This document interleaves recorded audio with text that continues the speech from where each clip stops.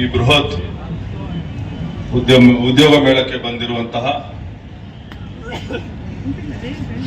ನಮ್ಮ ನಿಮ್ಮೆಲ್ಲರ ನೆಚ್ಚಿನ ನಾಯಕರು,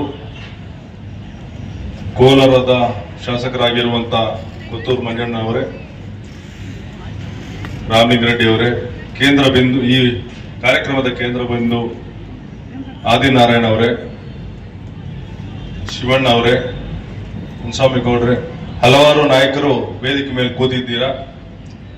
ಮುಖ್ಯವಾಗಿ ಈ ಉದ್ಯೋಗ ಮೇಳಕ್ಕೆ ಬಂದಿರುವಂತಹ ಉದ್ಯೋಗ ಆಕಾಂಕ್ಷಿಗಳೇ ಮತ್ತು ಪೋಷಕರೇ ಮತ್ತು ಕಾಂಗ್ರೆಸ್ನ ಎಲ್ಲ ನಾಯಕರುಗಳೇ, ಬಹಳ ಹಿಂದಿನಿಂದ ಕಾಂಗ್ರೆಸ್ ಜನಪರ ಯೋಜನೆಗಳನ್ನು ನೀಡುತ್ತಾ ಬಂದಿರ್ತದೆ. 1947ರಲ್ಲಿ ನಮಗೆ ಸ್ವಾತಂತ್ರ್ಯ ಬಂದಾಗ ಬ್ರಿಟಿಷರು ನಮಗೆ ಬಿಟ್ಟು ಹೋದ ಭಾರತ ಬಹಳ ಬಡ ರಾಷ್ಟ್ರ. ಉದ್ಯೋಗ ಇಲ್ಲ, ಹಣ ಇಲ್ಲ, ಊಟ ಇಲ್ಲ, ಬಹಳಷ್ಟು ಕಡುಬಡತನ ಇರುವಂತ ದೇಶ ನಮ್ದು.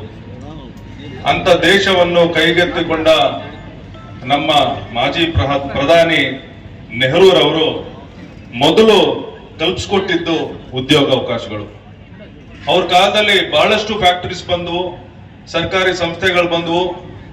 ಬೆಂಗಳೂರಲ್ಲೇ 9 ಸಂಸ್ಥೆಗಳು ನಮ್ಮ ಕನ್ನಡಿಗರಿಗೆ ಕಲ್ಪಿಸ್ಕೊಟ್ರು. ಅದನ್ನ ನವರತ್ನಗಳು ಅಂತ ಕರಿತಾ ಇದ್ರು ಕಾರ್ಖಾನೆಗಳನ್ನ. ITI ಇರ್ಬೋದು, HL ಇರ್ಬೋದು, NGF ಇರ್ಬೋದು, BHEL, ಬೆಮೆಲ್, ಹೀಗೆ ಹಲವಾರು ಫ್ಯಾಕ್ಟರಿಗಳನ್ನ ತೆಗೆದ್ರು. ಲಕ್ಷಾಂತರ ಮಂದಿಗೆ ಉದ್ಯೋಗ ಅವಕಾಶ ಮಾಡಿಕೊಟ್ರು. ನಂತರದ ದಿನಗಳಲ್ಲಿ ಇಂದಿರಾ ಗಾಂಧಿ ಅವರು ಬಂದ್ರು ಮತ್ತು ರಾಹುಲ್ ಗಾಂಧಿ ಅವರು ಬಂದಾಗ ಒಂದು ಕ್ರಾಂತಿನೇ ಉಂಟು ಮಾಡಿದ್ರು, ವೈಜ್ಞಾನಿಕ ಕ್ರಾಂತಿ ಅಂತ ಹೇಳಿ. ನಿಮ್ಗೆ ಕಂಪ್ಯೂಟರ್ಸ್ ಇಂಟ್ರೊಡ್ಯೂಸ್ ಮಾಡಿದ್ರು, ಮೊಬೈಲ್ಸ್ ಇಂಟ್ರೊಡ್ಯೂಸ್ ಮಾಡಿದ್ರು. ನಂತರ ದಿನಗಳಲ್ಲಿ ಮನಮೋಹನ್ ಸಿಂಗ್ ಅವರು ಫೈನಾನ್ಸ್ ಮಿನಿಸ್ಟರ್ ಆಗಿದ್ರು PV ನರಸಿಂಹರಾವ್ ಅವರ ಕಾಲದಲ್ಲಿ. ಅವರು ತಂದಂತಹ ಸುಧಾರಣೆಗಳು, ಗ್ಲೋಬಲೈಸೇಷನ್, ಇದೇ ರೀತಿ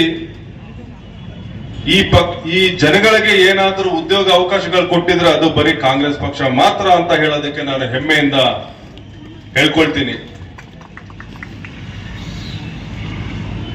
ಇವತ್ತು ಏನು ಸಾಫ್ಟ್ವೇರ್ ಕ್ರಾಂತಿ ಆಗಿದೆ, ಇದಕ್ಕೆ ಅಡಿಪಾಯ ಆಗ್ತವರು ಆಗ 99ರಲ್ಲಿ SM ಕೃಷ್ಣ ಅವರು ಕಾಂಗ್ರೆಸ್ ಸರ್ಕಾರದ ಚೀಫ್ ಮಿನಿಸ್ಟರ್ ಆದ್ರು. ಇವತ್ತು ಅಮೆರಿಕ ಆಗ್ಲಿ ವಿದೇಶಗಳಲ್ಲಿ ಬಹಳಷ್ಟು ಕನ್ನಡಿಗರು ಹೋಗಿ ಸೆಟ್ಲ್ ಆಗಿದ್ದಾರೆ ಅಂದ್ರೆ ಅದಕ್ಕೆ ಕಾರಣ SM ಕೃಷ್ಣ ಅವರು. ಕಾಂಗ್ರೆಸ್ ಸರ್ಕಾರದ ಬದ್ಧತೆ ಹಂಗಿತ್ತು. ಇವತ್ತು ಕೂಡ ನೀವು ಬಿಜೆಪಿ ಅವರಾಗ್ಲಿ JDS ಅವರಾಗ್ಲಿ ಉದ್ಯೋಗ ಮೇಳಗಳು ನೋಡೋದು ಕಾಣೋದಿಲ್ಲ. ನೀವು ಇದನ್ನು ಮಾಡಬೇಕಾದ್ರೆ ಕಾಂಗ್ರೆಸ್ ಅವರೇ ಮಾಡಬೇಕು.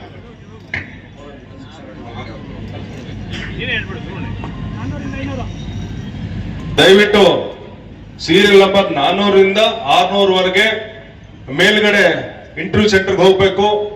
ಗೇಟ್ ಅಲ್ಲಿ ನಿಂತಿರೋರು ಟೋಕನ್ ನೋಡಿ ಬಿಡ್ಬೇಕಂತ ಕೋರ್ತಾ ಇದ್ದೀನಿ. ಈಗ ಕೂಡ ಈ ಕೋಲಾರ ಜಿಲ್ಲೆಯಲ್ಲಿ ಪ್ರಥಮ ಬಾರಿಗೆ ಉದ್ಯೋಗ ಮೇಳ ಮಾಡಬೇಕು ಅಂತ ಮನ್ಸು ಮಾಡಿದ್ದು ನಮ್ಮ ಆದಿನಾರಾಯಣ ಅವರು ಕೊತ್ತೂರು ಮಂಜಣ್ಣ ಅವರು. ಅವ್ರಿಗೆ ಅರಿವಿದೆ, ಕೇಂದ್ರ ಸರ್ಕಾರ 10 ವರ್ಷದಿಂದ ಬಿಜೆಪಿ ಆಡಳಿತಕ್ಕೆ ಬಂದ ಮೇಲೆ ಅವ್ರದೇ ಡೇಟಾ ಹೇಳುತ್ತೆ 50 ವರ್ಷಗಳಲ್ಲಿ ಇಷ್ಟು ಕಡಿಮೆ ಉದ್ಯೋಗಗಳು ಇರಲಿಲ್ಲ. ಹಾಹಾಕಾರ ಇದೆ. ಜನ ಓದ್ತಾ ಇದಾರೆ, ಮಕ್ಕಳು ಓದ್ತಾ ಇದಾರೆ, ಅದು ಉದ್ಯೋಗಗಳು ಸಿಗ್ತಾ ಇಲ್ಲ ಅಂತ ಅದೇ ಡೇಟಾ, ಕೇಂದ್ರ ಸರ್ಕಾರ ಡೇಟಾನೇ ಹೇಳ್ತಾ ಇದೆ. ಅದನ್ನ ನಿವಾರಿಸೋದಕ್ಕೆ ಕಾಂಗ್ರೆಸ್ ಸರ್ಕಾರ ಎಲ್ಲೆಲ್ಲಿ ನಮ್ಮ ಕಾಂಗ್ರೆಸ್ ಸರ್ಕಾರ ಇದೆಯೋ ಆದಷ್ಟು ಪ್ರಯತ್ನಗಳನ್ನ ಮಾಡ್ತಾ ಇದ್ದೀವಿ. ನಾನು ಆದಿನಾರಾಯಣ ಅವರಿಗೆ ಕೃತಜ್ಞತೆ ಹೇಳ್ತೀನಿ. ಇಂಥ ಹೆಚ್ಚು ಹೆಚ್ಚು ಜನಪರ ಕಾರ್ಯಕ್ರಮಗಳು ಮಾಡಬೇಕು, ಹೆಚ್ಚು ಜನಕ್ಕೆ ಸಹಾಯ ಆಗಬೇಕು.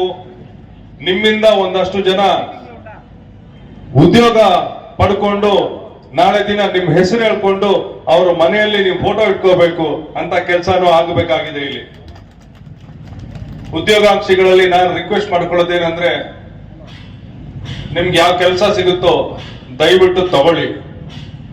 ಇದು ಪ್ರಥಮ ಹೆಜ್ಜೆ. ನಿಮ್ ಟ್ಯಾಲೆಂಟ್ ನೋಡಿ ಉದ್ಯೋಗ ಕೊಡ್ತಾರೆ.